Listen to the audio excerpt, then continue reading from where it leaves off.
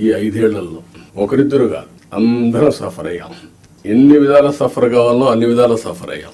అయితే మా కమిట్మెంట్ మాత్రం ఎట్టి పరిస్థితుల్లో ఏమీ చేయలేరని నిరూపించుకున్నాం. అందుకే ఈసారి ప్రజలు మీరు చూస్తే ఒక హిస్టారికల్ మ్యాండేట్ ఇచ్చారు. నేను చాలా సంవత్సరాలుగా రాజకీయాల్లో ఉన్నాం, కానీ తెలుగుదేశం పార్టీ వచ్చి కూడా 43 ఏళ్ళు అయింది.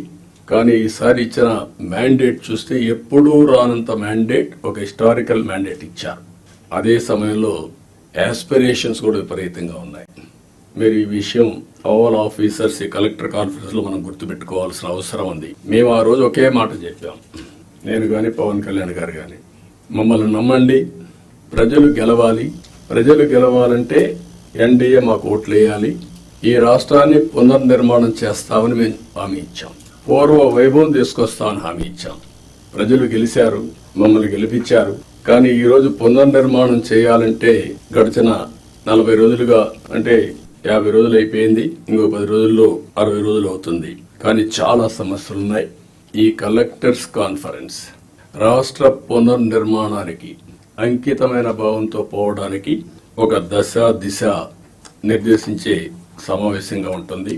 ఒక హిస్టారికల్ కాన్ఫరెన్స్ గా ఉంటుంది. ఈ విషయం మీరందరూ గుర్తుపెట్టుకోవాల్సిన అవసరం ఉంది. డ్యామేజ్ అయిన బ్రాండ్ ని రివైవ్ చేసుకోవాలి. అదే సమయంలో మళ్ళీ ఆంధ్ర అడ్మినిస్ట్రేషన్ అంటే one of the best administration గా మనం నిరూపించుకోవాల్సిన అవసరం ఉంది.